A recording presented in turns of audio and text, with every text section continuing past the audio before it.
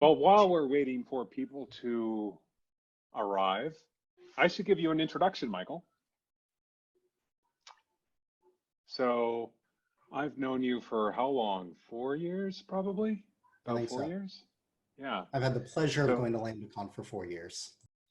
it's been amazing to have you there every year, and I'm very disappointed that we weren't all able to get together in the same space this year, next year. Likewise.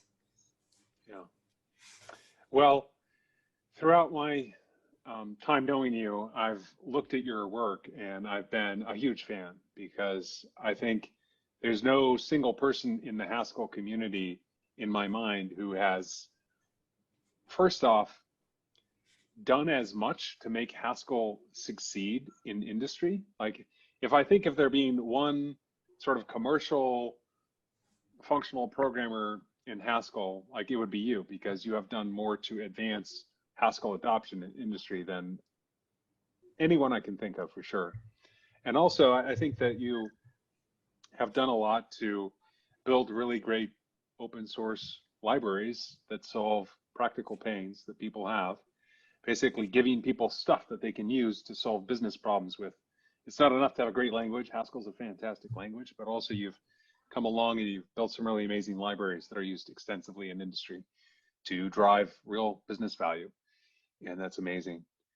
And then also, I've seen a lot of, I think maybe your unique position, maybe you get into this in your talk today, but your unique position, like you're one of the few people who's talking about what are things we can do or what are things we should not do in order to make functional programming more friendly to companies.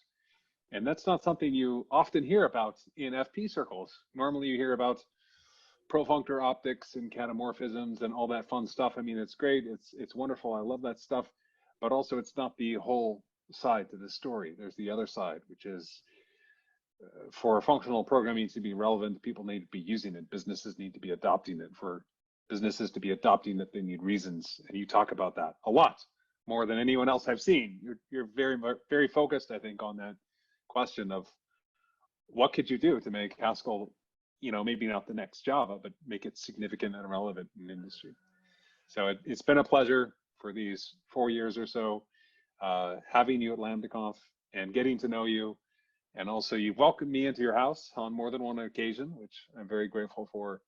And I've gotten to know your family. It's just been really wonderful. Thank you for being here today and for doing our opening keynote, which I think is appropriate because in a way, you're kind of the reason why we're doing it in this format, just your suggestions. So I'm looking forward to hear this talk. Very honored to be able to do it. And thank you very much for giving me the opportunity. And likewise, it's been a pleasure getting to know you and your family and everyone at this wonderful conference over the past 4 years. Thank you. Absolutely. All right, shall we turn it over to Michael, or are we expecting more people, Courtney? I think we're probably at a good point to start, and as people join, then they'll just have to catch up, unfortunately, because I think we're at a good place where most people at this point have joined in with us. So sounds good. Okay. All right, Michael. Cool. So now we get to find out where all the technology breaks. I'm going to try to do some screen share at this point. Hopefully you are able to see my screen. I'll keep the Q&A open and try to monitor that. With that kind of stuff out of the way, I think we can get started. So hello, everyone. Thank you for the very kind introduction, John. Thank you, everyone, for attending, whichever time zone you happen to be in. This is a very interesting and fun way of doing this. I promise that even though we're all here in this manner because of COVID, I will try not to make too many comments about it throughout this talk. I'm going to be talking instead about the economic argument for functional programming. And the way I want to get started on this is a little bit self-indulgent. I want to talk about me just a little bit. My background and my education is probably a little bit different than many of the other people on this call. And I really think that that has shaped a lot of what you're going to end up seeing here. Some of the things John was just mentioning, I do think come from some of that background. And I think the context is going to help everyone on this call understand where the rest of this talk is coming from. So what is my background? Like many people, I'm a self-taught programmer, started reading books at a young age, but that's not my formal training. I didn't go to school to be a programmer. I went to become an actuary, which most people are probably now saying, what is an actuary? Actuary does risk assessment for insurance companies. That means that when I was in school, I took a whole bunch of math courses, stats courses, and actually mostly, believe it or not, econ courses. So it's probably not a well-designed degree. I didn't actually need all that econ in order to assess how much someone should be paying for auto insurance. But that's what ended up happening anyway. I'm quite happy that that's what happened, because what I discovered is that economics really teaches you a different way to think about problems, much in the same way that us engineers, people who are on this call, we look at the world a different way. Notice that economics gives me a different way of looking at the world as well, and I'm hoping to share some of those lessons here with you today. In my day-to-day life, I actually find that I'm using these kinds of ideas when I'm discussing topics at work, when I'm interacting with my children. I'm not, trying to value them as economic goods, but I am trying to teach them some of these values and a way of approaching the world. So the idea for this talk actually came up at a previous conference, and I want to start off there. There was a roundtable discussion, and that roundtable discussion had a question. Why is all software slow? Why is all software buggy? This is what functional programming is supposed to solve. Why hasn't it solved it? Why is software today so much worse than software from 30 to 40 years ago? So I was not in the roundtable. I was watching the roundtable, and I saw the answers. And just to give you a flavor for some of these answers, they were all very technical. It was things like, our software today does more than software used to do, or we have the wrong abstractions for trying to approach the problems we're dealing with. People build too many layers of abstraction because they don't understand what's going on under the surface, or functional programming just hasn't had a chance to fix the industry yet. It will, we'll get there, but it's only now getting a foothold. I'm guessing many people on this call agree with those ideas. I actually agree with those ideas in many ways. However, I don't think that any of those are the root cause of why we have problems with software today. I instead immediately went to a very different kind of answer to that question, and I want to share the answer that I would have given. People making budget decisions in software companies have determined that the marginal revenue to the company is less than the marginal cost of speeding up the software. My guess is people who are looking at that, looking at me, listening to what I just said, are probably saying, what do those words mean? And that's stupid. You can't really answer a question like, why is software slow, without saying anything about software. And that's going to be a theme that I'm going to use for this talk. I didn't say anything about software, and yet I was able to make some kind of judgment call about why we ended up in that situation. My goal for this talk is that by the end, you're going to understand what that statement meant. You're going to agree with me, I hope, that it's a pretty good root cause analysis of why software is slow and buggy, and we just hate using it, and we're not happy with the results.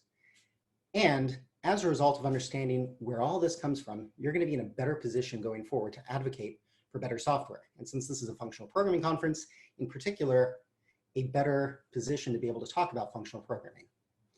That said, I hope you like birdhouses, because that is going to be the running example for about the next 10 minutes. So let's say that I am a guy who makes birdhouses. I've got two different kinds of birdhouses that I know how to make. I can make a normal birdhouse, and I can make a golden birdhouse. Both of these things take one day to make, because the material for a golden birdhouse is more expensive.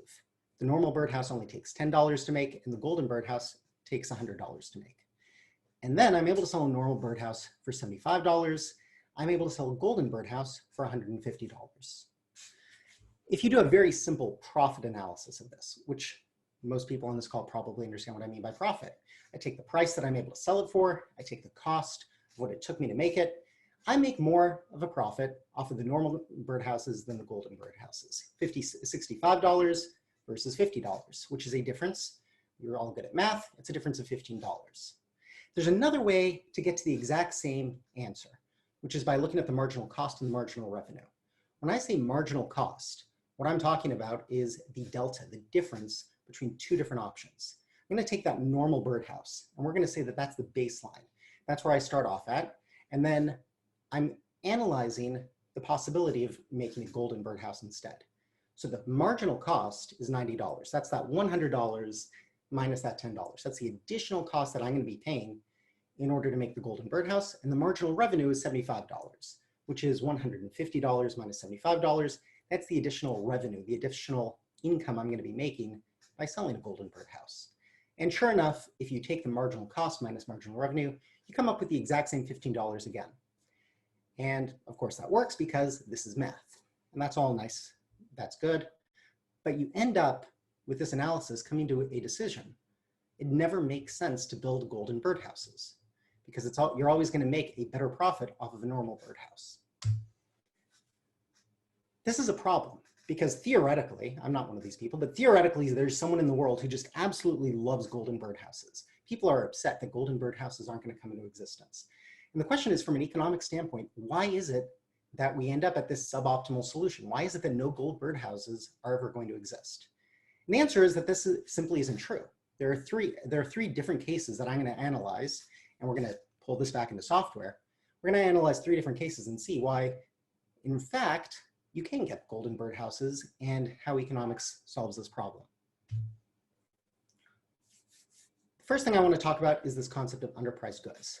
The first question is, where did those numbers come from? How do I know that I can sell a golden birdhouse for $150? Well, we're going to assume that there's some kind of an open marketplace. Allthingsbirdhouse.com, it's the Amazon of birdhouses. And if I go on there, I see that the going price is $150. Alice is someone who just loves birdhouses. She wants to go buy a gold birdhouse, and she's willing to spend $500 to get a golden birdhouse. Now, if you look at this from an economic standpoint, you take that $500, that's her valuation of the birdhouse. If it only costs her $150 to buy a birdhouse, she's making $350 of profit. Now, this isn't the same kind of profit that we see in a bank account. She's not actually going to get $350 more in there. But as far as the quality of her life, it's gone up by $350 by making this transaction. The problem is, as we already said, no one's willing to sell a birdhouse at $150 because it's always cheaper. It's always a better profit, sorry. It's always a better profit to go ahead and make a normal birdhouse. So Alice is very disappointed. She really wants that golden birdhouse. How does the market respond to this? How does economics answer this question? So she goes ahead and no one's selling the birdhouses, but she finds this guy, Bob, and he makes birdhouses. So she sends him a message and says, hey, look, what's going on? I want a golden birdhouse. Bob explains the situation and says, look, it just doesn't make sense for me to make it at $150. They do a little bit of haggling. And eventually Bob says, yeah, for $200, I'm willing to make you a golden birdhouse. Bob makes $100 in real profit. You saw that it was $100 to make the birdhouse. Now he sells it for $200. He makes a profit of $100. That is a better profit than he was making on the normal birdhouses. All of a sudden, it makes sense for Bob to make this birdhouse. And Alice is still very happy because at the end of the day, she has $300 of profit. That $500 that she values the birdhouse at minus the $200 that she spent on the birdhouse. So everyone walks away happy and smiling. Now, how in the world does this possibly relate to software? This is the first kind of lesson that I want you guys to think about. When you use a piece of software, try to think about it from this how much would I spend approach. Alice values that birdhouse at $500. Think about a piece of software that's slow or buggy, because that's the original question we're talking about. Think about some limitation. Maybe it's just a feature that you want to have. How much would you spend in order to get that feature to exist? That's your valuation. And that's very important to understanding non-tangible items like a feature or the annoyance that you feel from buggy or slow software. All right. Let's move on. We don't have this Alice person anymore. There's no Alice willing to spend $200 on a birdhouse. We're back to $150. Let's talk about Bob. Bob is making the birdhouses. He doesn't just consider birdhouses his hobby or his job. He loves birdhouses. They're a piece of his soul. He loves making a mark on the world. I'm sure some people on this call can relate to that when it comes to writing software. And there's no way you could possibly put a price tag on joy and pride, the pride in a job well done. Except economists are unfeeling, horrible people. So of course, we put a price tag on everything. The question is, how do you put a price tag on something like pride and joy in a job well done? Well, it turns out it's pretty easy, at least in principle. Bob makes a normal birdhouse. Now, we said previously that there was a going rate. It was worth $100. But let's go ahead and say there's no going rate. How much is Bob willing to sell, bare minimum, for these birdhouses? Turns out he's willing to make the birdhouses for $50. So some guy comes to him and says, I'll buy it for $50. And then he mentions, oh, and by the way, I'm not actually going to put it out in my yard. No one's ever going to see this birdhouse. I'm going to blow up your birdhouse. Odds are Bob is no longer willing to sell it for that minimum price of $50 because he's no longer getting that extra non-tangible value of the fact that he's going to get to see the birdhouse. He's going to know that someone out there is looking at his birdhouse on a daily basis. Now, some of you might say, well, the pride and joy, I could never sell a birdhouse, that piece of my soul, knowing that it's going to get blown up. But from an economic standpoint, he probably is. You can always start off at the extremes and say, well, are you willing to sell it for $1 billion? If yes, now we're just haggling. So after a little bit of soul searching, Bob comes around and he says, you know what? I can sell it for $55. What we've just done from an economic standpoint is we've said that Bob's pride and joy is worth $5. Now again, this may seem cruel, evil, taking something that was beautiful and putting it down into raw dollar figures. That's exactly what we're doing in economics. The idea that we're able to take something non-tangible and turn it into something that can be compared numerically is exactly what we want to be able to do.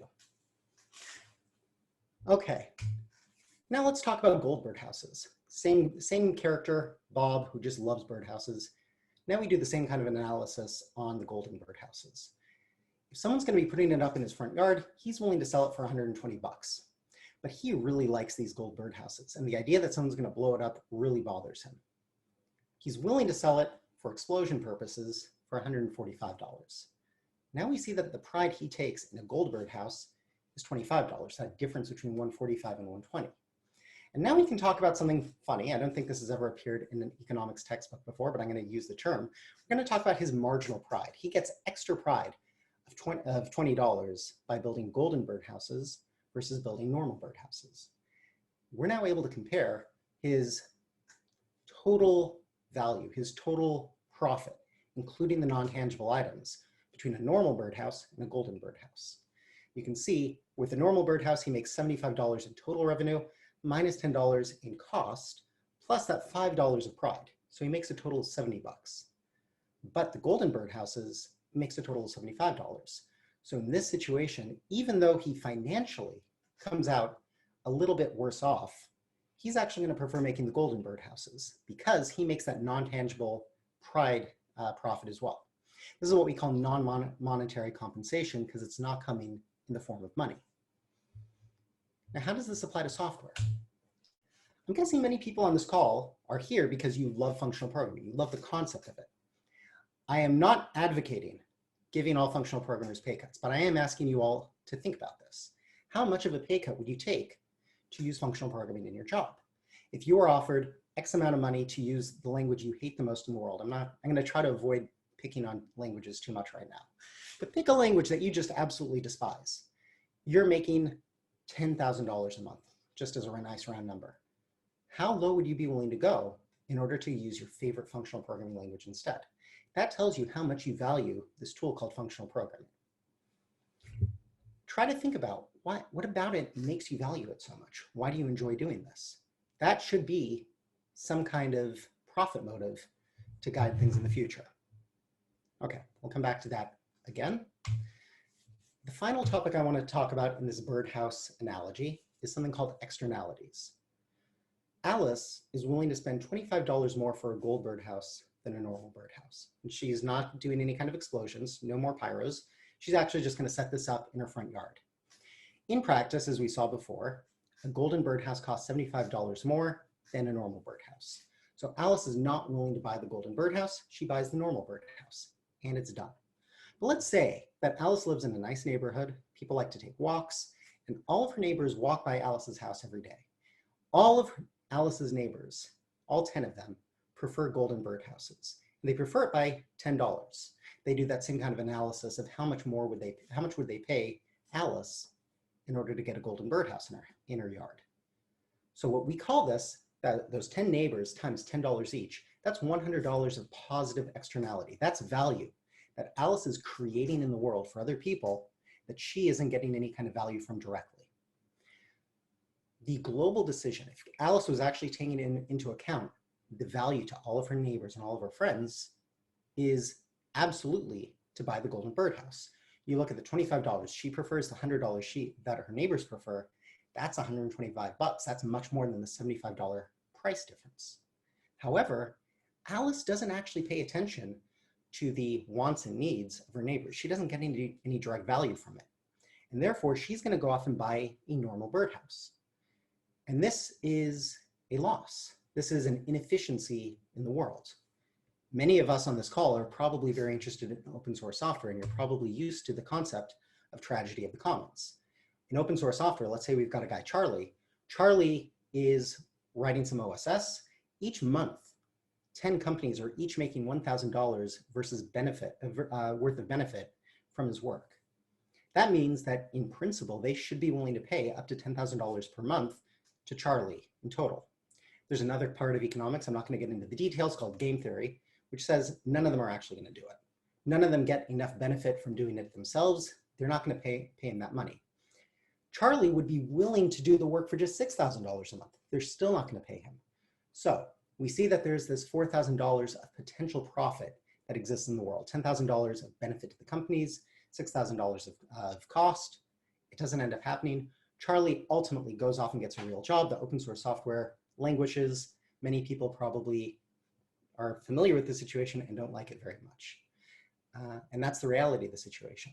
The problem, and this is something we're going to come back to again, is the value that is being created for people is not being taken into account by the decision makers. This is very important to how you can advocate for functional programming at work. Okay, that's it with the birdhouses. I don't think I'm going to say the word birdhouse anymore, so don't worry about that. I want to review, though, the main points of what we were looking at. Economics is all about being able to define all value in some kind of standard measurable units. And that allows us to do things like comparing an ounce of gold versus your pride.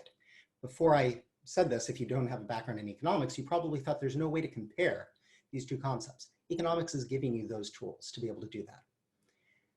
You do this by looking at things like how much would you be willing to spend to solve a problem? Or how much would it take to get you to give up on something that you really like? We like to compare alternatives at the margins. So we take one kind of a baseline, we compare the difference from the baseline to whatever new reality we want to look at, and then we try to maximize the delta benefit minus the delta cost, which is the change in profit.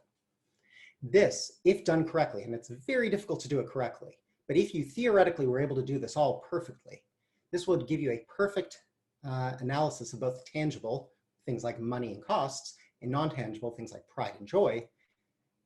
It would give you that kind of a perfect analysis of the situation. It's of course very hard to measure these things accurately, which is why we end up not doing it correctly in many cases.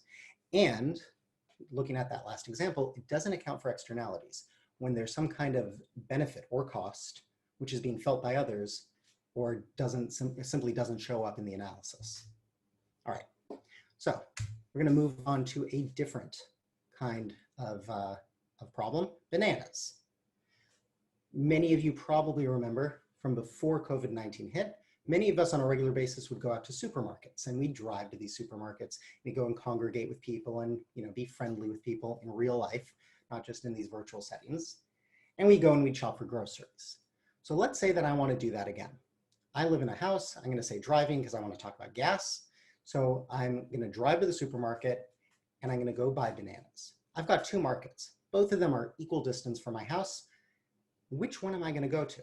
Well, the answer is pretty simple. I'm going to go online. I'm going to look at supermarket A and supermarket B. I'm going to figure out which one of them is selling the bananas for cheaper. And I'm going to go to that market. Not much more analysis is needed. You don't need an economics degree in order to get that. But now let's change the variables just a little bit. Market A is closer than market B, but market B, the one that's farther away, is cheaper than market A. how do you determine which one you're going to buy from? If you want to do the analysis correctly, you have to take into account the price of gas. You have to take into account the value of your time.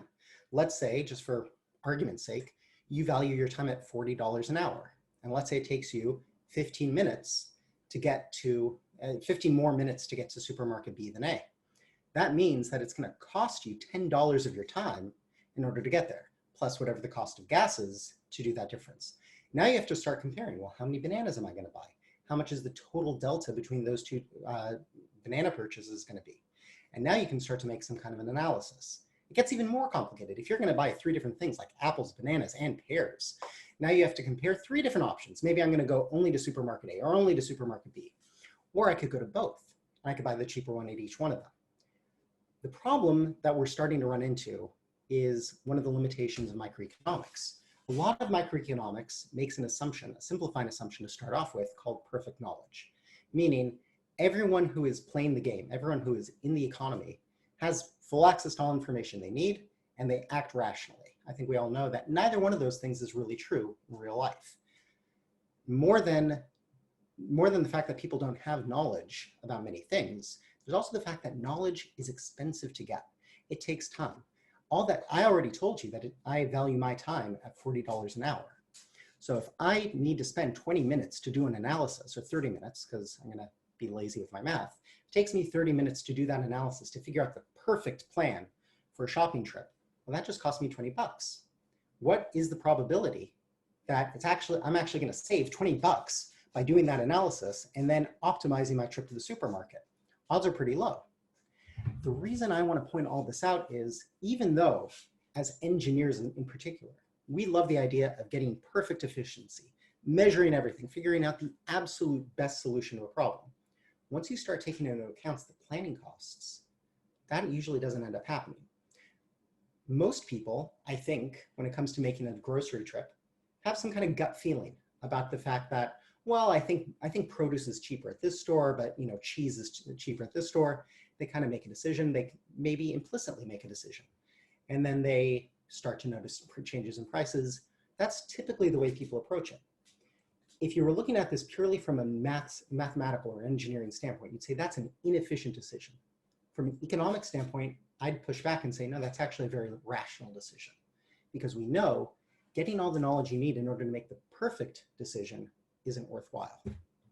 This is something that we face all the time when it comes to software.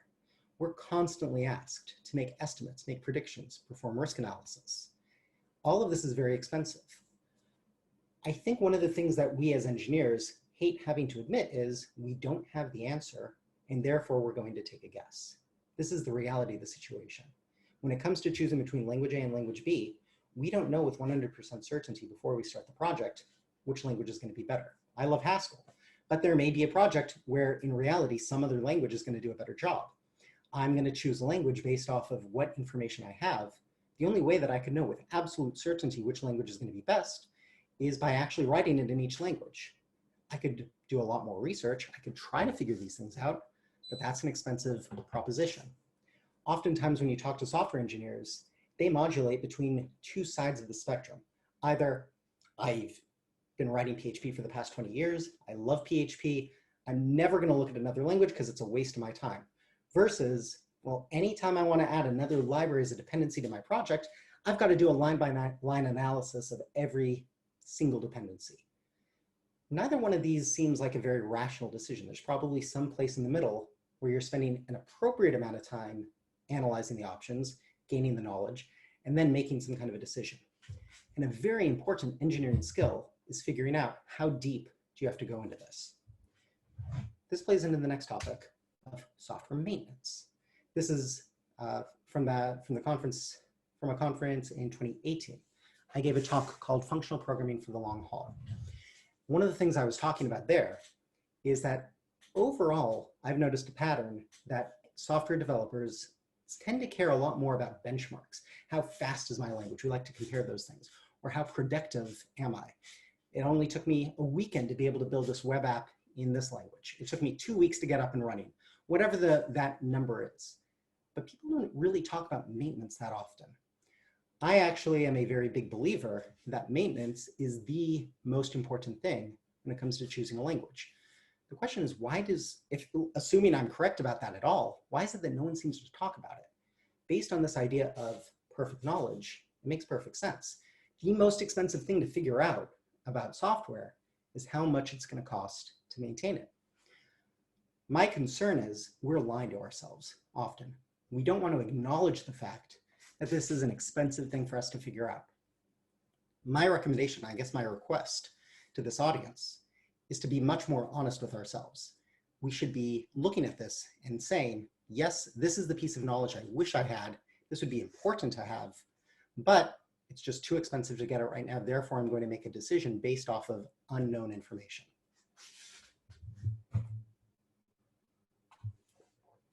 So how exactly do you make a decision with imperfect knowledge? You have to use some kind of proxy variables. So for example, marketing material. I'm sure many people on this call are familiar with the fact that many languages outside of the functional programming world do a great job of marketing themselves. And we don't really do such a great job of marketing ourselves when it comes to functional programming. I think that's a mistake. Marketing has a place in this world. Proof by authority is another one. We'll go to people that we trust, people we've seen doing great things, and we'll just trust them. That seems like an irrational decision until you realize it's a proxy for getting very good data. Popularity is another example of this. And the idea behind this is we should be able to take some level of imperfect knowledge and extrapolate from that into a good decision.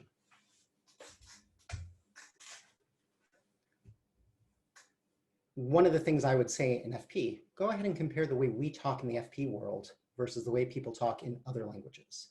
If you look at the Go world, for example, Go is full of great DevOps tools that people are using all over the world. You may love it, you may hate it. The world recognizes it as good tooling.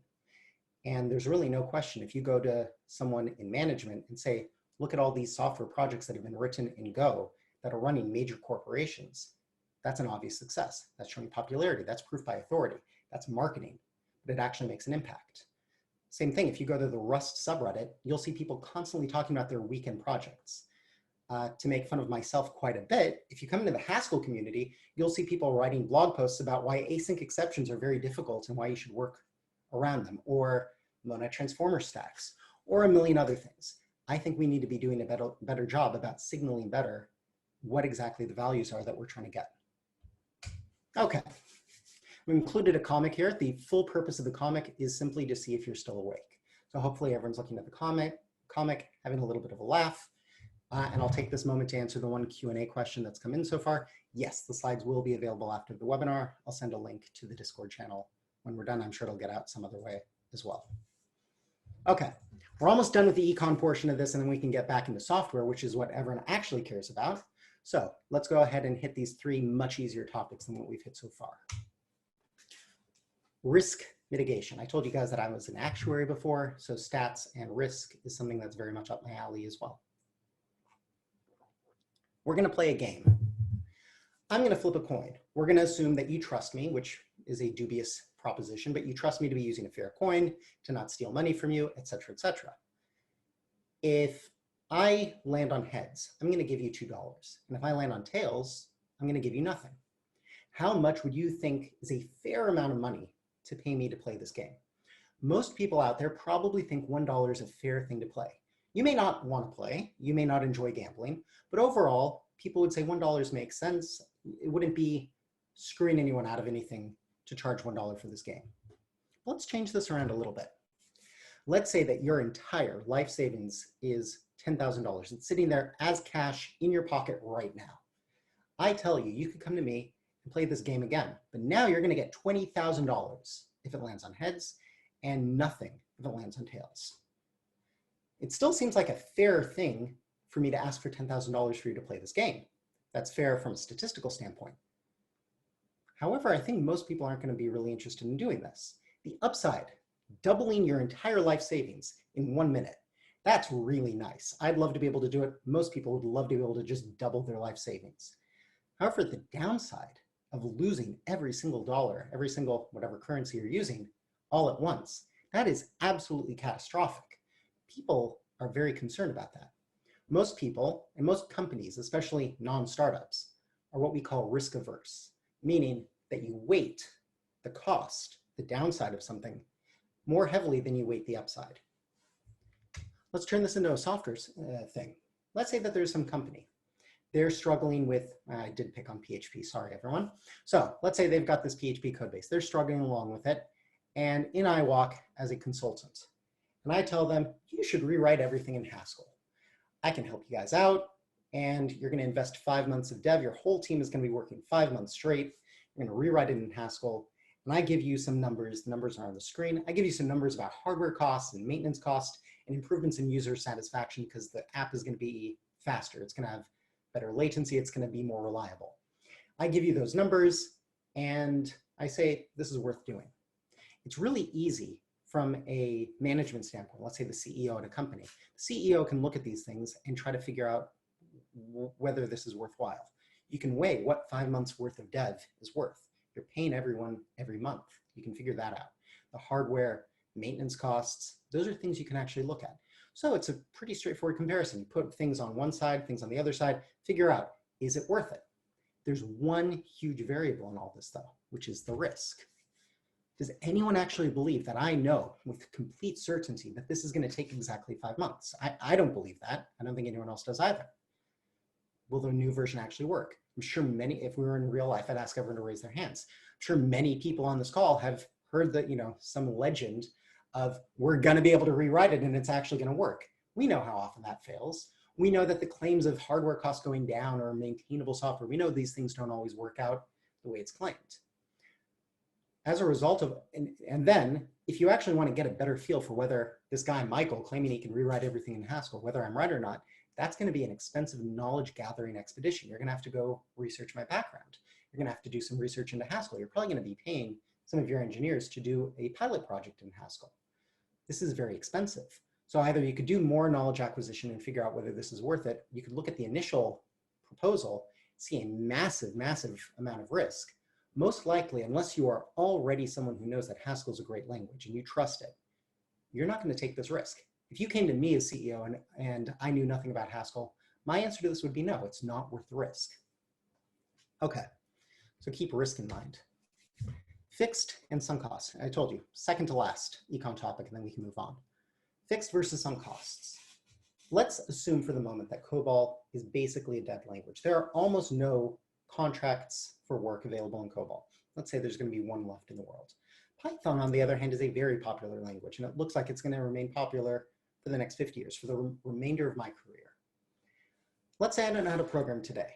Should I spend 5 years learning COBOL for that one mythical COBOL contract I'm going to get afterwards?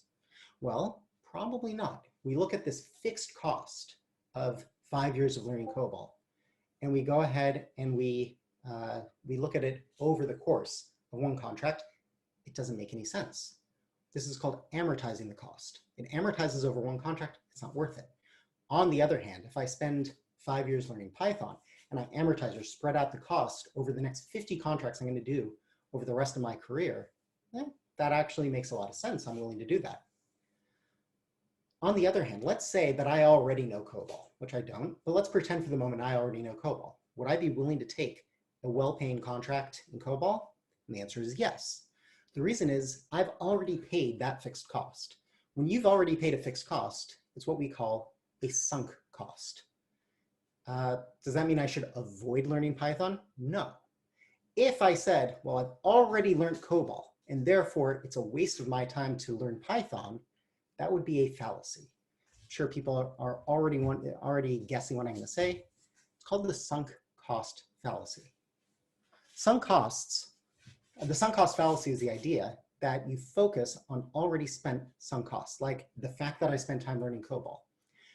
In a proper economic setting, you should never pay any attention to these. These are gone, these are spent. You should now be looking at the costs and the benefits moving forward. The reason why this is a fallacy and why this occurs is because humans are emotional. We are not rational decision makers.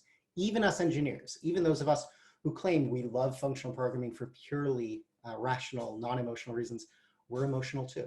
We make these decisions based off of emotion. There's even non-emotional, fully rational reasons why the sunk cost fallacy comes into play.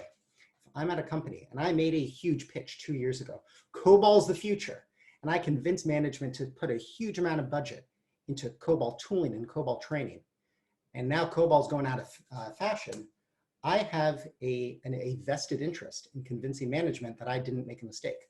I don't want to look like an idiot. It's going to hurt my career development.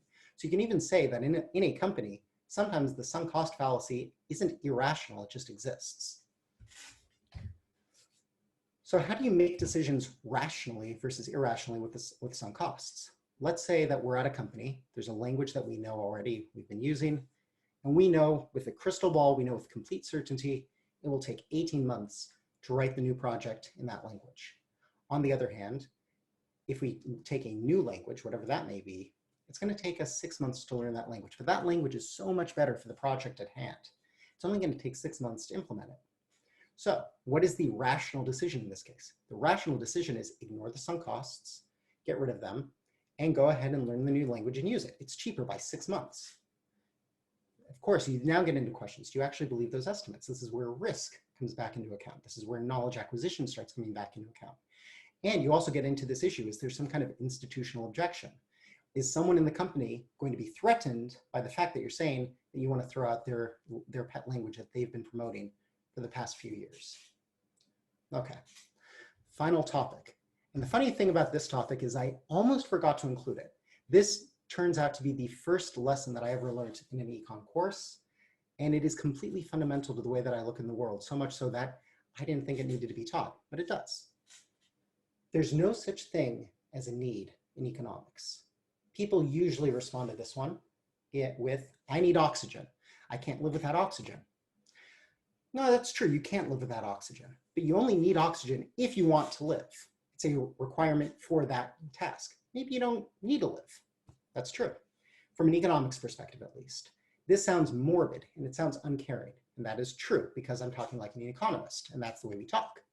However, this kind of analysis of getting rid of any kind of needs is highly useful and important for us as software engineers. It's one of the primary mistakes we make when you talk to management. The reason why is as soon as you take need out of the equation and turn everything into a want, you're able to put all options on the table. When all options are on the table, you're able to assign a value to every single one of those options, every single one of those marginal differences that I was talking about before, and you're able to compare things rationally. Let's take an example, uptime. If you talk to most software engineers who work on server-side software, you're going to hear some kind of a claim like high uptime is an absolute requirement. It must be at least 99%, probably 5 nines or something like that. I'm going to ask you a question. Is that always true? Do we always need to have that level of uptime? Well, let's give a use case. Let's say that we have a request for proof of concept. Some customers come forward, they heard about the software that we're building. They need a proof that this thing actually exists. They need to see it. And if they see it working in any way, shape, or form, they agree they're going to sign a $5 million contract for the next 5 years. That's going to be able to pay for all of the development work we need to do in order to make this thing bulletproof. Do we actually care about having 99% uptime in that case? They told us directly they don't care. It just needs to be proof of concept. If it crashes every 20 seconds, as long as they can see that web page come up, they're going to be happy. The point is that everything is a trade-off. Now that we know that uptime isn't a need, it's a want, we're able to put a value on it. And the value can be context dependent. We can look at the fact that in this specific case, when we are in this proof of concept phase, the value is context dependent and it's actually much lower. And now we're able to go ahead and reanalyze it. This is a disconnect between management and engineering. Engineers often talk about, I need to refactor the code base. I need to fix this bug. I need to rewrite this. No, you don't. There's some kind of value associated with it, and you should be talking in those terms. Okay, so final recap of econ, and then we can jump completely back into software. You should be comparing cost and benefit of different options at the margins versus alternatives. You should be able to quantify tangible and non-tangible items. So now you have a single unit which can be measured, and you can make simple addition, subtraction, and greater than less than comparisons. The decision maker does not consider externalities. If there is something which does not affect the decision maker, only affects people outside of the decision maker, they're not going to take those things into account. Acquiring knowledge is expensive, and since it's expensive, it is logical to make imperfect decisions. Most people and most companies are risk averse, and therefore they are going to weight the downside more than they weight the upside. We should be ignoring some costs when we perform these analysis, except in practice, we know that oftentimes people don't. And finally, there are no needs, everything is want, and everything can be evaluated. I see that, by the way, there's a Q&A question. I'm going to hold that one to the end, talking about economic opportunity cost. Opportunity cost absolutely is relevant to everything I'm saying, and I considered throwing that specific term in. I just didn't due to time constraints. Okay, so we had a question at the beginning. Why is software slow? Well, this is what I told you at the beginning, and I hope it makes a lot more sense now. The people making budget decisions in software companies have determined that the marginal revenue to the company is less than the marginal cost of speeding up the software. I really hope, and I'm welcome feedback afterwards, I really hope that this makes more sense now. Let's talk about this from the CEO's perspective. The CEO is in a wonderful position oftentimes. The CEO doesn't have to use the software that the company's making. CEO doesn't necessarily have to talk to customers on a regular basis. If you go to your CEO and say, our software is slow, we have to fix it, CEOs can quite legitimately say, why? Who cares if it's slow? What does this matter to me? The CEO gets to ask two questions. How much am I spending on whatever you're talking about? How much money is it going to make me? Therefore, if you're going to talk to a decision maker like a CEO, you can't be talking in these emotional terms. You can't be talking about vague concepts. You have to talk about real measurable items like an economist. Let's measure slowness. Let's say you've got a QA team, a quality assurance team. The QA team takes more time to do quality testing because the software is so slow. Let's say, just for sake of argument, you were able to figure out and estimate that if we sped up the software, the QA team would be about 20% more efficient. Well, that's great. Those are actual dollars to the CEO. The CEO knows how much he's spending on QA. He knows how much he's paying those people. And he knows that he would either not have to make the next hire, or he knows that they're going to be able to do better quality work going forward if they're able to work more quickly. Go to the sales team, go talk to the sales rep, get an estimate. How often do potential customers say, yeah, I was gonna buy your software, but then I played around with it and it was too slow. Let's say it was 7%. 7% additional revenue would be amazing. Engineers are frustrated. This is a common one. We all hate working with our slow software. We're embarrassed of our slow software. Well, if you just say it like that, it doesn't mean very much, but change it just a bit. I'm worried as lead of the team or just a concerned engineer about losing good people on our team. Put it in concrete terms. If I lose this engineer, it's going to take 3 to 4 months to find, hire, train a new engineer. We're going to have a delay in deliverables. That's going to affect the sales pipeline. That means that sales is going to be unhappy. They're not going to be able to make as much money. And it means that we're going to be spending more time and money in the HR department and in the engineering department to do these interviews and to do this training. Those are all concrete measurable items, and those are worth bringing up. All of this is only half the story. This talks about the benefits of speeding up the software, and specifically increasing sales, which is more revenue, and decreasing costs. Now you got to talk about what is it going to cost to speed up the software. Be judicious, be careful about what it is that you're recommending. This is a common mistake that I see people make. Once you get the CEO's attention, once someone is saying, yep, I agree, we got to speed it up, what's your recommendation? This is where someone like me comes in and says, rewrite it in Haskell. Don't do that. That's not the logical decision in this case. You don't want to start off with some massive refactoring. You don't want to start off, maybe you never want to do the massive refactoring. You want to start off with the highest leverage moves. And that would mean find things that are cheap to do, things that reduce risk, and things that bring the highest benefit. So let's give an example, and this may be something you're able to take back right away. Let's say you're writing some server-side software. You know that things need to speed up. You could be talking about code changes. You could be talking about a lot of different changes. All of those bring in risk and are expensive. Start with something simple.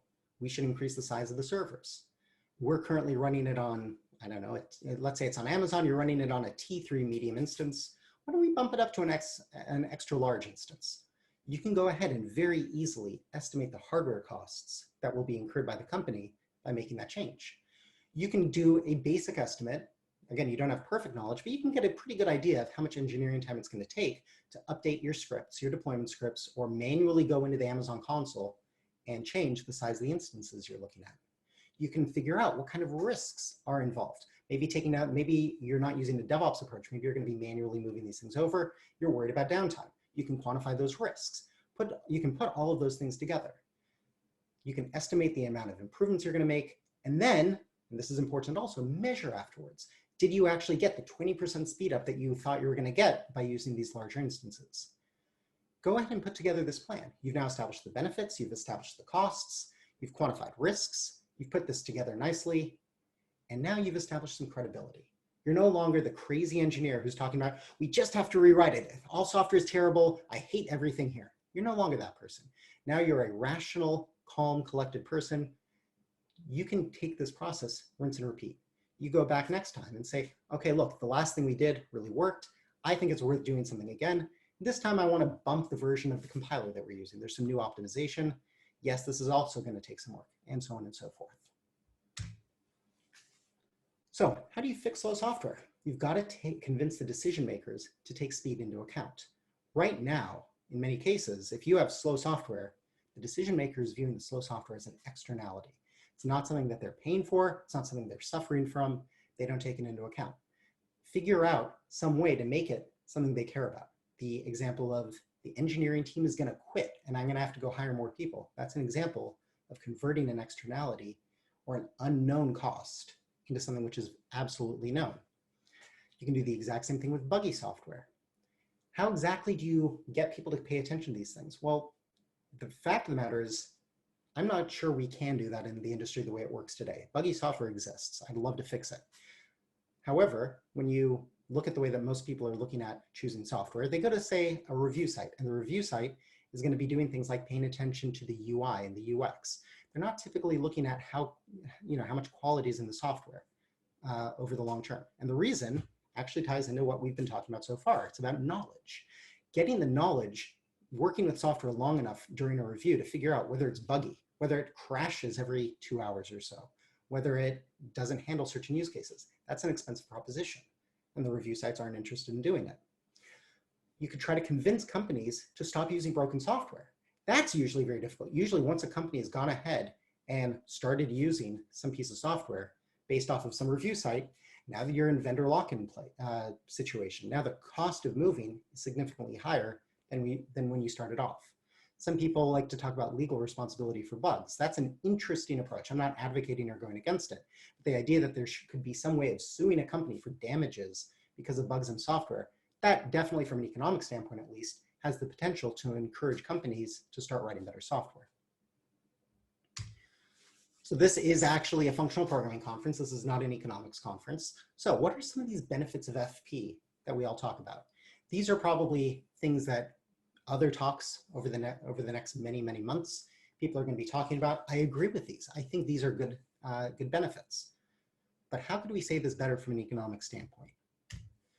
Instead of more declarative, we can talk about less time being spent in code review, or we could talk about easier to maintain code. You can try, we're going to get to the difficulty of this, but you can try to quantify this in many different ways. And you can present that as, here is a benefit of moving over to a functional programming language.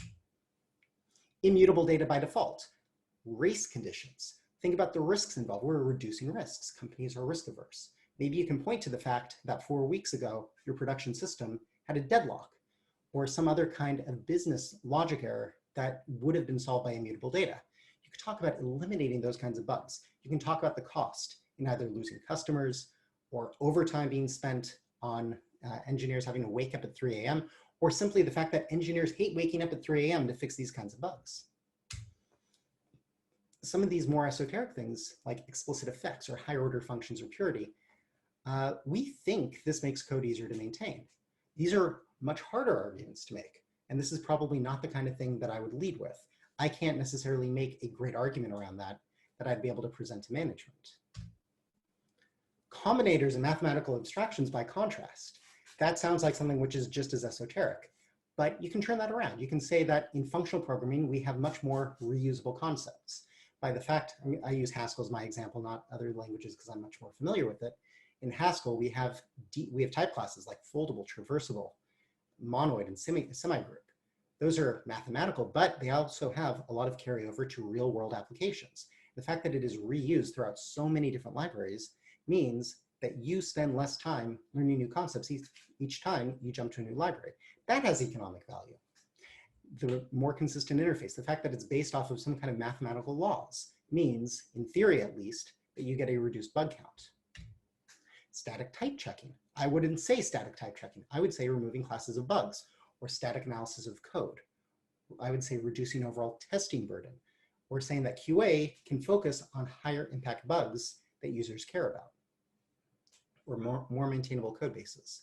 With all of these examples that I just mentioned, I would really love to have concrete data. I don't think that we have these kinds of analyses. Again, it's very expensive to do the kinds of analysis where you take Java and Haskell and Scala, and you have teams write programs in each language and prove that one is better than the other. That can be very difficult. How about more fun to write? That doesn't sound like something that should come into play, but when we start talking about recruiting or staff retention, this actually does apply. If you have a team of people who really love functional programming, there is an economic argument to be made to the company that they will get value from letting the team use what it is that they want to use. Make sure you put it in those terms. Simply saying, hey, I want to write it this way doesn't really confer that kind of benefit to a CEO. There are concerns, and this comes up quite a bit in functional programming, so I wanted to call it out. A lot of companies are concerned, am I going to be able to find functional programmers? Well, thanks to COVID, everyone seems to be working from home.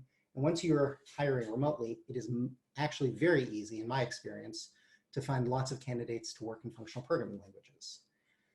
And you get very highly motivated people wanting to work in FP. Another thing that I want to point out, you should acknowledge the downsides of whatever it is that you are promoting. I have been guilty of this in the past. I try to be a reformer in this. I no longer want to be the zealot. I want to be honest about the downsides of whatever it is that I'm promoting. I consider this something important. When you are the engineer going into your company and recommending some kind of a solution, you are the one who has the responsibility to properly inform everyone. If you're now, not only do you have this ethical responsibility, if you hide the defects, if you only talk about the sunshine and rainbows that come along with FP, they're going to know you're lying. So there is an actual practical reason that you should be doing this. There's a book called Persuasion, if anyone is interested. He actually talks about this concept as a way of building credibility. I'm mentioning that, but I also don't think that you should be going out of your way to manipulate. I don't think you should be manipulative. I think you should be honest. Take it as an ethical issue, but also take it as a practical issue. You're probably going to get caught. You're probably not going to be capable of manipulating people. Don't try. Be ethical, be honest, make the case. Some example downsides that I have used in the past. There are many others. I'm not saying this is it, but in the case of Haskell, if I was building an Android app, I would not use Haskell. It's not a good choice. Kotlin is better set up. You're going to spend too much time fighting with tooling in Haskell. I personally don't think that Haskell is a good front-end web app language. I would use something like PureScript instead, or maybe even TypeScript.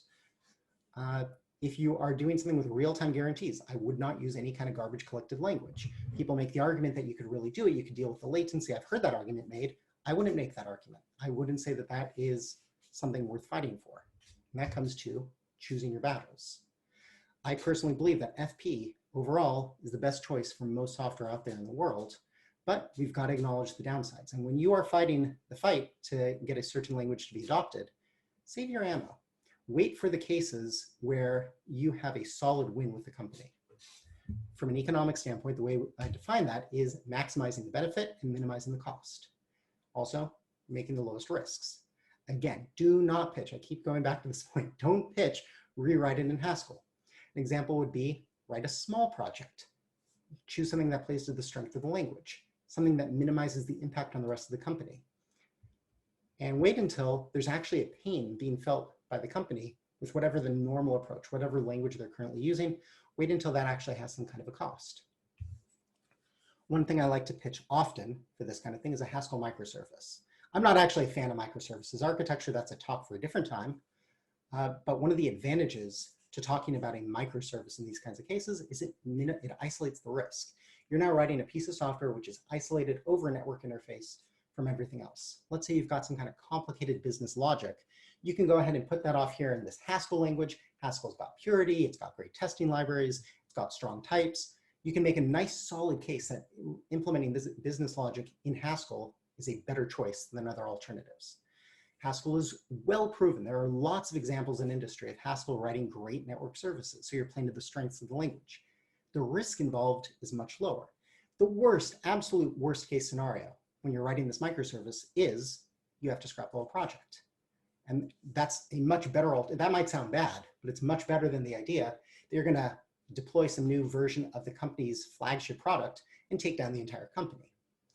When you do this, set up some kind of measurable objectives. This is a flaw that I've seen happen before. It happened to us at least once at FP Complete. Company comes to us and says, hey, help us rewrite this in Haskell. We're gonna do an analysis of whether Haskell is the right thing. And then the current developers, in this case it was C#, they come in and they say, nah, we don't actually like Haskell. Make sure that it's some kind of lines of code or the speed or something else. I realize that's a little bit of an apples to orange comparison. You have my permission to do those kinds of things. That's what management actually wants to see. Okay, hidden benefits and costs. It may seem like management wants to ignore these kinds of things, the things that are under the surface, and I'll give you some examples in a bit. Usually, they're simply unaware of it. Consider it your job as the engineer, as the domain expert, to make them aware, to teach them about these things and put it in concrete terms that they can understand and that they're going to care about. One of the things I've learned from my boss for 7 years, Aaron Contour, the founder at FP Complete, was the idea that there are some features that unlock the value of everything else. One of the phrases he's taught me is shipping is a feature. Another one is this idea that communication is a feature. If you have a perfect analysis, a wonderful analysis, but you hide it behind poor communication, you are not unlocking the value. You're not actually revealing that. Make sure you spend the extra time to put together the well-structured email or make a pretty graph or put together a PowerPoint. I've seen people in the functional programming world make the claim that the truth speaks for itself. It doesn't. I wish that was the case. The world would be wonderful that way, but that's simply not the reality. The fact is, you have to help the truth have its time. I am not telling you to be dishonest. I'm not telling you to do some sleazy marketing. What I'm telling you is communicate clearly. Be honest, accurate, clear, and persuasive. Some examples of these kinds of hidden costs and benefits. These probably apply at your company. Things like request handling latency. Engineer morale is something I mentioned. Bug rate, the time to market. Are you actually having trouble getting the features out there? Maybe that's because of maintainability. Hardware costs is something that on the engineering side, on the development side at least, we don't always pay as much attention to. Proof by authority. I would love to do this where everyone can raise their hands. How many people on this call agree with the statement? Java is obviously a great language because so much software is written in it. We know that that's not a true statement. We know that languages win because of non-technical reasons sometimes. However, there is in fact a grain of truth to this. The fact that Java is used for so much software in the world is a proof point that Java, you can actually ship software in Java. By contrast, the way that we talk about languages like Haskell sometimes, there's no proof to industry that it's at all ever possible to actually ship software in Haskell. We should be better about this. We don't talk about our successes enough. We should do more of it. Management wants to see concrete examples of success. They don't want to hear about the theoretical reason why writing this in Haskell is going to help. They don't want to hear about the theoretical benefits of purity. They want to hear about stories like what we hear coming out of fintech. There are many fintech companies that effectively use Haskell. One of the things, because I sell Haskell, that's my job, one of the things that actually made a lot of waves was when Facebook started writing more posts about their usage of Haskell. People pay attention because Facebook is obviously delivering software. They're making things happen. And suddenly there was some proof in the world that you could do that in Haskell. All right, at the end. So conclusion. I hope this talk gave you a fresh look on decision-making processes. I hope it can help you communicate more effectively, and I hope it opened up a new way of thinking. I know that when people think of economics, oftentimes they're thinking of graphs and supply curves and demand curves and difference between quantity supplied and actual supply. There's just a way of thinking that I hope people are able to look at. The final word that I want to leave with is empathy. As you're discussing topics of FP or anything for that matter, be empathetic to the listener. Make sure that the message you're sending matches what they care about and what they're going to be able to understand. I want to thank everyone. I want to thank this audience. I've loved the LambdaConf team, the LambdaConf crowd that I've got to meet over the past 4 years, the LambdaConf team for completely restructuring the entire conference to this kind of global setup. I am very much looking forward to getting to meet everyone through the rest of the year. And a big thank you to my wife, Miriam. This talk would not have come together properly without all of her support and help preparing it. At that point, thank you. And I think I will hit the Q&A if anyone still has patience for it. John, Courtney, should I move ahead with Q&A? Yes, please. And a giant round of virtual applause. I guess I'm clapping for myself. I'm the only one anyone can hear. That's kind of weird. Okay. Thank you, everyone. All right. So I'm going to just go through this list. Some of these are anonymous. I'm going to avoid reading out names. Actually, some of the names I can't read. Okay. Can you talk about the economic opportunity cost? If I don't replace PHP with Haskell, what else could I spend my resources on? That's a great question. So overall, when I was talking about margins and comparing alternatives, the idea is you could always be doing something else with your time or your money. What is the best possible thing I could be doing with my time or money? Before we even get into PHP versus Haskell, let's say that I was a brain surgeon and I could be making 500 grand a year. I don't know if brain surgeons make that. Let's say I could be doing that. I have both skill sets. I should drop Haskell and go do that instead because I make more money off of doing that. Maybe I also get some great joy out of the fact that I'm saving people's lives. That would be better than the joy that I get out of creating great software systems, perhaps. Those are the kinds of economic opportunity costs that come into play. You're looking at all possible things on the table. So when it comes to, I've got a PHP code base, I could spend X amount of time rewriting in Haskell, or perhaps I could port it all over to a better implementation of PHP. I think Hack is the one from Facebook. Maybe that's the better choice. You've got to compare all the different alternatives if you want to do a proper economic analysis. Can you actually figure out what all the different alternatives are? Can you analyze all of them? No, that's where perfect knowledge comes in. And that's where you as the engineer have to have some kind of gut intuition and some kind of global knowledge about what's going on in industry to make a good decision about that. Okay, next one. Reusable concepts can be restated as building tech equity. I don't think I've heard the term tech equity. I will believe you and trust you that that is a way of reframing the idea of reusable concepts. Do you have statistics or research about FP economy? I don't. I wish I did. I wish I could. This is an area that I think I would be fascinated to spend time researching. This is where you could talk about my view of the world. If I had $1 billion sitting in the bank and I didn't care about making the next paycheck, maybe that's the thing that I would get the most joy and value from in the world. Doing some of this research. As it stands, I don't know. I mean, if people know about these stats, research, comparisons of different languages, please definitely send it my way. I'd love to see them. At this point, I think most of the software industry is based off of people making guesses about what they feel best about, or emotionally being invested in the fact that, well, in my case, I've just spent the past 12 years working in Haskell. No way am I going to drop that now. I think that's a problem in the way we're analyzing things. Okay, how can you make this economic argument to the sort of people who are really invested in correctness? Read over specification via type level nonsense.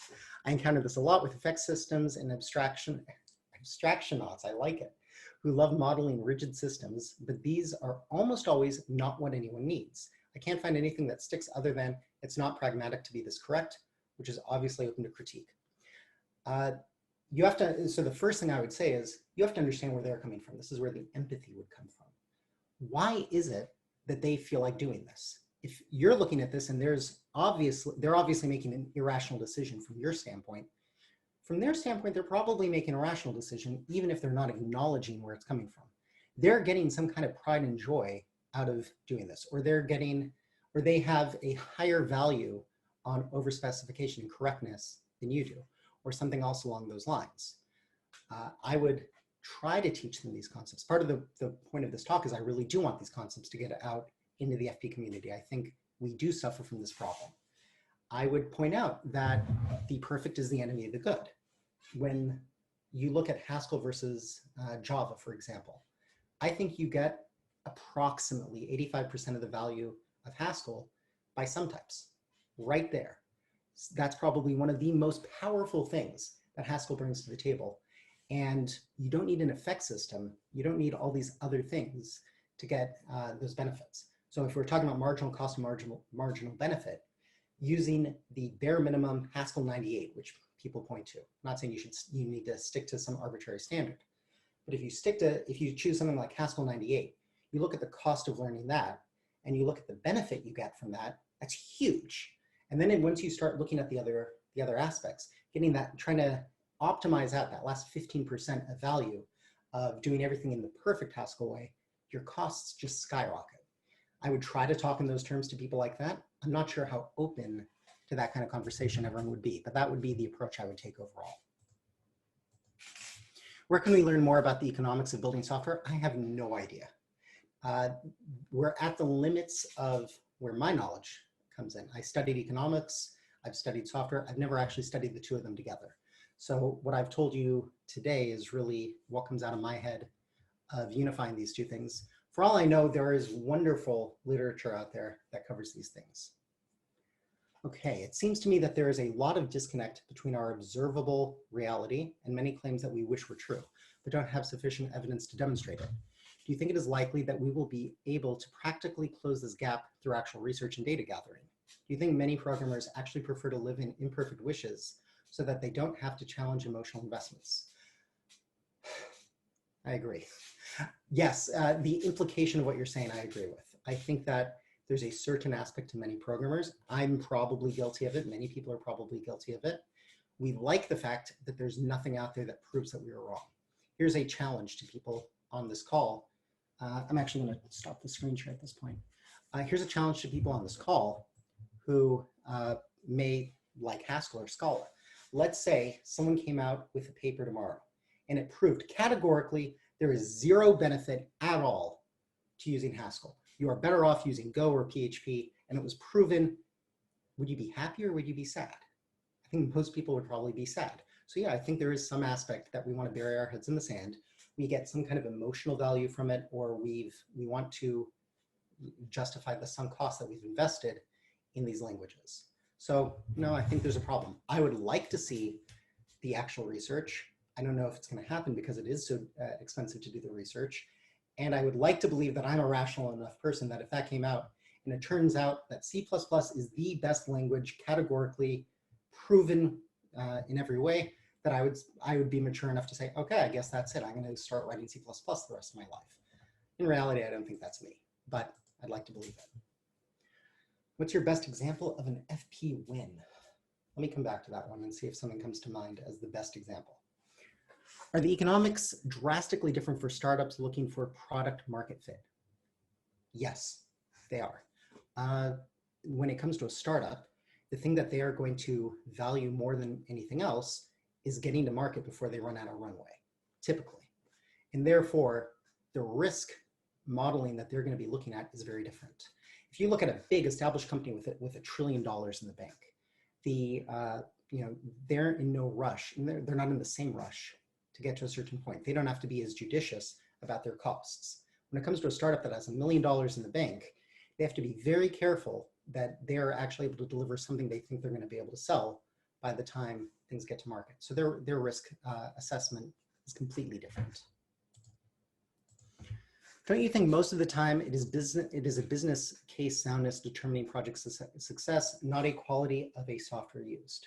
Yes, I actually do believe that. I believe that we have a responsibility as engineers to back up a good business plan and to make sure that we're able to deliver on it. And I think that we have some impact on it by delivering something better or something worse, by changing the cost structure and things along those lines. And I do think that we have the potential as software engineers or engineers in general to destroy a company by doing something absolutely horrible. So those are things that need to be taken into account. But yeah, I think overall on the things on the business side tend to be the thing that determines a lot of the success or failure. What part of the problem for FP adoption, that cost of entry for an engineer is much higher than PHP, Java, Python, thus it's harder to hire and train? I don't know, I couldn't quantify what percentage of the problem this is. It is a problem. I took out a slide talking about a little portion of this. One of the things that's been great over the past 10 years or so is functional programming concepts have really made their way into the rest of industry. So we're at a point now where there's not the same level of cost to learn FP. There have been great books written on many FP languages. So the friction, the cost of entry, you're saying it the correct way actually, the cost of entry is actually much lower than it used to be. And I see that going down going forward. When you look at new languages like Rust, people know I'm a bit of a fan of Rust also. Rust actually pulls in a lot of functional programming concepts. And I think that trend is going to continue going forward. I don't think that I think functional programming is one. That's what I'm really saying. We're already in a world where functional programming is becoming the norm. Now the question is, are we going to have pure FP languages or FP focused languages versus more hybrid languages taking over?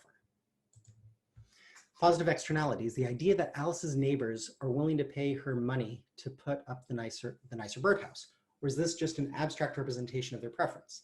How are neighbors' preferences factored in if they aren't actually paying any money? Yeah, the idea is if you sat the neighbors down and said, take away all the weirdness and awkwardness of having this conversation and giving money to a neighbor, if you could just by some magic make this happen, then yeah, they'd be willing to spend that $10. There are obviously reasons why they're not going to do it in practice. But the idea is that theoretically, if you could sit them down and ask them in their heart of hearts what they want to do, that's what they would be willing to do. How to encourage imperative people to learn FP concepts. I think I took out a slide about that too. I would point out that it has carryover value to what they're doing. If you are a C++ developer or a Java developer and you learn the concepts of map and fold and all those other concepts, they apply. There is no wasted time learning Haskell or Scala or any other FP language. If someone spends 2 weeks and they learn Haskell and then they go back and they write JavaScript for the rest of their life, they're going to be a better JavaScript developer. That's the thing that I would point out. I'd also point out that they're probably going to have fun. They're going to enjoy doing this. It's probably worth it to them. And that's actually the way that I would pitch it to a company that was saying, hey, why is it that I should even consider looking at this kind of a training? If I want to argue, by the way, John, Courtney, are we still good to continue? There are a few more questions. Yes, please. Cool. Okay, still getting used to this remote concept. All right. If I want to argue for choosing FP for decreasing amount of bugs caused by incorrect understanding of code semantics, how I really should to prove that I was a real root cause of the bug. That's difficult. Being able to prove correctly that FP would have solved a bug or that lack of FP was the source of the bug, that's no longer an economic argument. Now we're at a technical or an engineering argument. And you could have reasonable people who are going to argue both sides. Well, this bug was caused by the fact that it was a mutable data structure. No, that was caused by laziness. We have a bad code review process. It was a process mistake. Or, well, it wasn't really functional programming that we needed a better language than X. But even if we use this other imperative language, that would have solved the problem. That's where you have to just analyze it as an engineer. There are ways you can do it, and I have ideas on it, but it really is a case-by-case basis outside of the economic argument itself. It also seems to me that it is hard to determine whether a language is giving a benefit or whether the same benefits could be had through a different set of expertise or human capital versus the technical platform, or what feature in the tech stack is actually responsible for success and which is dead weight. What if the real benefit is just attracting smarter people? Completely valid.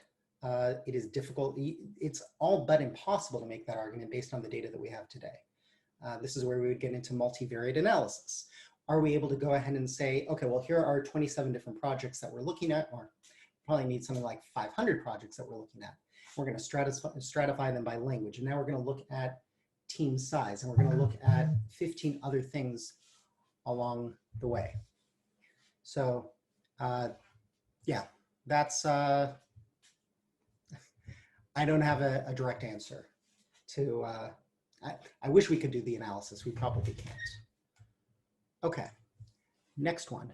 Do you think that due to these estimates, big corporations might value more computer science graduates than self-learners because grads are expected to invest more in learning different technologies? I don't think that's true. I don't think graduates do invest more in learning. That's my experience.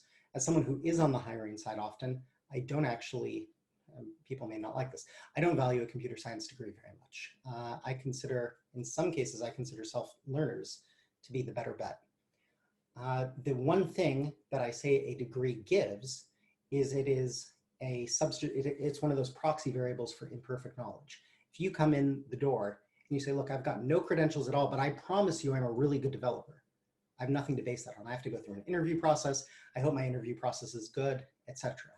If someone at least has a computer science degree, then this gives some kind of an idea that, well, at least they got through some kind of a university, and I could go and look, is this a good university? Is their computer science course real? Did they lie? Do they actually have that? Is the piece of paper something real? And so on. I could do that kind of an analysis, but it's really just a proxy for the perfect knowledge I'd like to have, which is, I want to put you in a simulator, see for the next 5 years what kind of software you write, and then I'll make the decision about whether I should hire you. We Haskellers like to criticize Go. Where does Go totally win over Haskell? It wins in industry. It wins in the fact that it convinces people to just write code. The fact that Go takes away entire sources of arguments about how should I write this piece of software, there's a lot to be said for that. We dislike the fact that Go takes away choice. From a company standpoint, from an economic standpoint, the fact that that cost is completely taken off the table from an engineering team, that is a wonderful advantage. There's a reason why big companies tend to like Go. There's also a reason why engineers like us tend to have a knee-jerk reaction against a language that tries to tell us this is the way that you're going to do things. Next one. I love Haskell, but think the community is doing such a bad job of making it mainstream that I could not recommend it in the real world. As a result, I think to me, Haskell should be a hobby only. I don't anticipate Haskell ever seeing the light of day within my lifetime. Am I being too cynical? I think you are. Not completely. I don't disagree with a lot of what you're saying. I think you are being too cynical in the sense that in many ways, Haskell is already mainstream. Haskell is already out there. It's not as popular as many other languages. It's lower in the ranking than I wish it was. But Haskell is being used. You can get a job. Many people are able to get a job today in Haskell. If you run your own startup and you get to make an engineering decision about what language you're going to use, Haskell is not a crazy choice. You could do it. You could probably be very competitive in the marketplace and find some great engineers. So is Haskell ever going to be as popular as Java is today or Python? I don't think so. I wish it could be. I don't think it's going to get to that point, but I think it has had enough success that I can already consider it more than just a hobby project. I'm the only person who does FP in my company. Surely the decision to transition into Haskell will have a greater risk for the company if I leave. How do I convince my company that training the entire team outweighs the risk of me leaving? I would definitely point out to them the additional benefits of learning functional programming, that it has carryover value. I would point out that it is a value add for people. People will take it, in many cases, engineers on a team take it as an alternative to compensation. I mentioned that pay cut concept, which is not the way that we engineers like to think about things, but that's the actual decision ultimately. Are we going to spend a little bit of money on training, or are we going to give people a bonus at the end of the year? In many ways, those are alternatives that a company is able to analyze. And a lot of people like the idea that they are getting some kind of growth out of the job they're looking at. So you can look at this as an engineer morale. You can look at it as it's going to improve the quality of software in whatever language they're writing. And I would try to make the argument on that basis. All right, what is your best example of an FP win? This isn't because there are no such things as FP wins. Most of the wins that I experience are at a very pedestrian level. I'm not typically using FP in a way that is revolutionary and groundbreaking. The thing that I'm probably most known for in the Haskell world is writing USOD. And the way that I approached USOD is not, hey, let's write this brilliant new way of doing web frameworks in Haskell. Instead, I said, let's write a really boring way of doing web frameworks in Haskell. I think the FP itself is the win, the strong typing and everything else that goes along with it. And I love the fact and the idea that you can just write boring software in these languages. I am sure that other people can talk about probably some kind of language analysis tools. That would probably be a case where there have been some amazing pieces of software written in Haskell. It just happens to be that the kind of stuff that I focus on is boring normal software, where FP is just, in my opinion, doing a little bit better, or 20% better, 30% better than what you could get out of an imperative language. Whew. I'm not used to doing a Q&A where I get to read the questions and answers, so that was a lot of talking for me. I got through all of them, so thank you, everyone. Those were some really interesting questions. I appreciate them. All right, Michael, thank you so much. That was a fantastic talk, and I hope you gave all the developers out there who are struggling with FP at their companies a sort of vocabulary and framework for thinking about this as they have to make the business case for language improvements, paradigm improvements, all that. I think it's super helpful. All right, thank you so much. And I hope to see you around next week. I hope so too. Okay. All right, great. Thanks, everyone. See you next week.